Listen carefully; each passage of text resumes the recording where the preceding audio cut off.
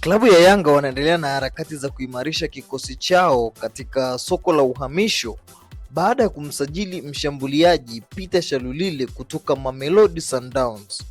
Habari mpya zinazozungumzwa kwa sasa ni uwezekano wa klabu hiyo kumrejesha mchezaji wa zamani Stefan Aziz Ki, huku mchezaji mwingine Depu akitajwa kuwa yuko hatarini kuachwa. Kulingana na taarifa za vyombo mbalimbali vya Tanzania, Yanga wamefanikiwa kumsajili Peter Shalulile, mchezaji aliyefanya vizuri katika soka la Afrika.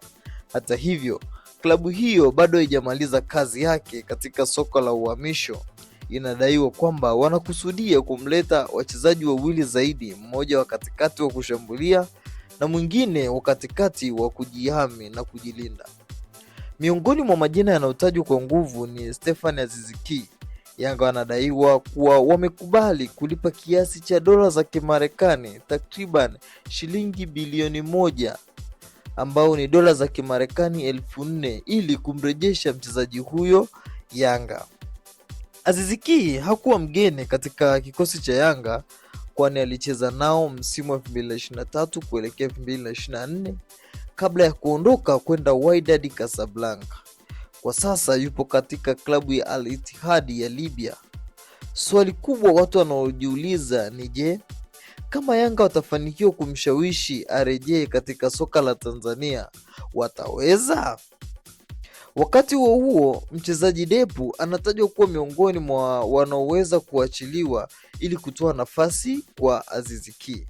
Depu alijiunga na Yanga katika dirisha dogo la usajili msimu huu na alifanikiwa kufunga mabao 9.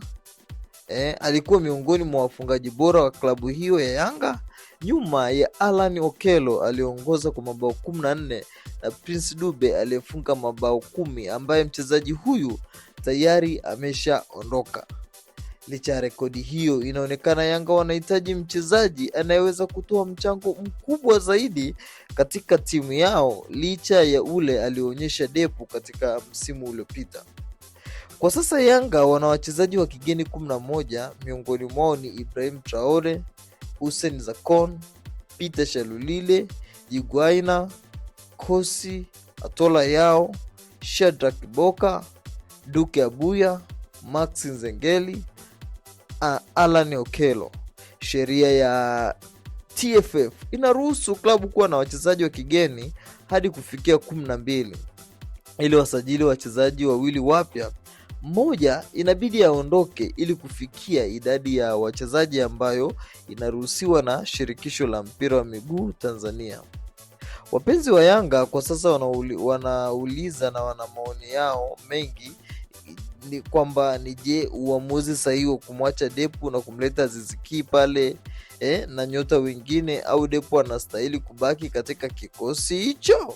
Sasa hili ni jambo ambalo nimeona ni kusogezea, ambapo Yanga wako na kasi zaidi ya usajili na wanatishia sana katika mitandao ya kijamii kwa tiza zao kwamba watashusha mchezaji hatari zaidi ambaye alishawahi kutumikia katika klabu hiyo. Na katika posti yao waliposti kwamba picha walioiposti walionyesha alama ya wimbo kwamba narejea nyumbani. Sasa mchezaji anayetajwa zaidi na ni Aziz Ki ambaye anatajwa kurejea katika kikosi cha Yanga. Sasa tuambie, endapo Aziz Ki atarejea, una maoni gani?